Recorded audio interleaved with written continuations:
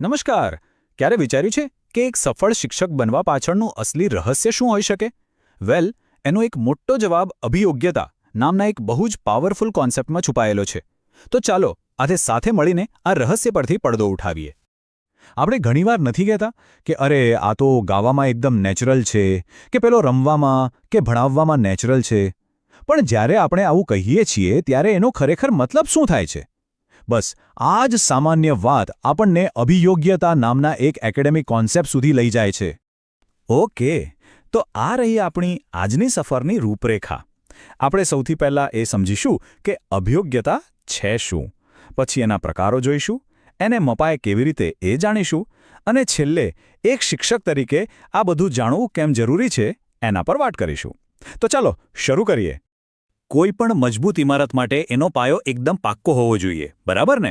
બસ એ જ રીતે અભિયોગ્યતાને સમજવા માટે આપણે સૌથી પહેલાં એની વ્યાખ્યાને બરાબર પકડવી પડશે. તો સવાલ એ છે કે આખરે અભિયોગ્યતા એટલે શું? મનોવૈજ્ઞાનિક બિંઘેમે આને બહુ જ સરળ શબ્દોમાં સમજાવ્યું છે. અભિયોગ્યતા એટલે કોઈ સ્કિલ નહીં, પણ એ સ્કિલ શીખવાની અંદર રહેલી એક ક્ષમતા, એક સંભાવના. એમ સમજો કે એ એક બીજ જેવું છે, જેને જો યોગ્ય વાતાવરણ મળે તો એ ખીલી શકે છે. અને અહીંયા એક સૌથી મોટી ગેરસમજ દૂર થાય છે. ઘણા લોકો માને છે કે અભિયોગ્યતા તો બસ જન્મથી જે હોય જ. પણ ના, ભલે એ જન્મજાત હોય, પણ એને ટ્રેનિંગ અને મહેનતથી ચોક્કસપણે વિકસાવી શકાય છે. અને એટલે જ એ ભવિષ્યમાં કોઈ વ્યક્તિ કેટલી સફળ થશે એનો એક સારો એવો અંદાજ આપી શકે છે. તો અભિયોગ્યતાના પણ બે મુખ્ય પ્રકાર છે. એક એવી છે જે આપણને લગભગ દરેક કામમાં કામ લાગે, અને બીજી એવી જે કોઈક ખાસ ફિલ્ડ માટે જ હોય. ચાલો આ બંનેને જરા ઊંડાણથી સમજીએ.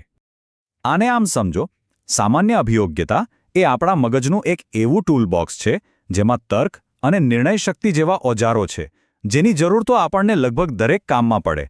જ્યારે વિશિષ્ટ અભિયોગ્યતા એટલે કોઈ એકદમ ખાસ કામ માટેના સ્પેશિયલ ઓજારો, જેમ કે કોઈ મિકેનિક પાસે હોય અથવા તો કોઈ લેખક પાસે હોય. ચાલો હવે આખી વાતને સીધી આપણી ટીચિંગ પ્રોફેશન સાથે જોડીએ. એક સારા શિક્ષક બનવા માટે કઈ વિશિષ્ટ અભિયોગ્યતાઓ સૌથી વધારે જરૂરી છે? એક ઉત્તમ શિક્ષક બનવા માટે છે ને, આ બધી જ અભિયોગ્યતાઓનું એક પરફેક્ટ મિશ્રણ જોઈએ. ખાલી જ્ઞાન હોવું પૂરતું નથી, એ જ્ઞાનને સ્ટુડન્ટ્સ સુધી પહોંચાડવાની શૈક્ષણિક ક્ષમતા પણ જોઈએ. આજના ડિજિટલ જમાનામાં સ્માર્ટ ક્લાસ જેવી ટેકનોલોજી વાપરવાની યાંત્રિક સમજ પણ એટલી જરૂરી છે. અને હા, પાઠને બોરિંગમાંથી રસપ્રદ બનાવવા માટે થોડી કલાત્મકતા તો હોવી જ જોઈએ. પણ સવાલ એ છે કે આ બધી અંદરની ક્ષમતાઓને આપણે માપી કેવી રીતે શકીએ? શું એનો કોઈ વૈજ્ઞાનિક રસ્તો છે? જી હા, બિલકુલ છે. અને TAT જેવી પરીક્ષાઓ બસ આ જ કામ કરે છે. ચાલો જોઈએ કે આ બધું કેવી રીતે થાય છે. આ બધી જે ટેસ્ટ છે ને, એ કોઈ વ્યક્તિની અંદર છુપાયેલી શક્તિઓને શોધવા માટેના એક નકશા જેવી છે. જેમ કે SAT એ બતાવે છે કે કોઈ શૈક્ષણિક રીતે કેટલું તૈયાર છે. DAT અલગ અલગ 8 એરિયામાં વ્યક્તિની શક્તિઓનું એનાલિસિસ કરે છે. અને GAT બી તો સાચી કરિયર પસંદ કરવામાં પણ મદદ કરે છે. આ બધાનો હેતુ એક જ છે, આપણી અંદર રહેલી સુષુપ્ત શક્તિને ઓળખવી. સારું, આટલી બધી થિયરી પછી સૌથી મોટો સવાલ એ આવે કે આ બધું જાણવાની જરૂર શું છે?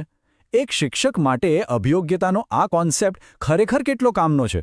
એની પ્રેક્ટિકલ અસર શું છે? આ કોન્સેપ્ટનું સાચું મહત્વ અહીંયા સ્પષ્ટ થાય છે. આ માત્ર કોઈ થિયરી નથી. જ્યારે એક શિક્ષક પોતાની અને પોતાના વિદ્યાર્થીઓની અભિયોગ્યતાને સમજે છે, ત્યારે તેઓ બાળકની અંદર રહેલી શક્તિઓને ઓળખી શકે છે, પોતાની ભણાવવાની રીતને વધુ સારી બનાવી શકે છે, અને સૌથી અગત્યનું, એવા ફિલ્ડમાં કામ કરે છે જ્યાં ઓછા પ્રયત્ને પણ વધારે સફળતા મળે.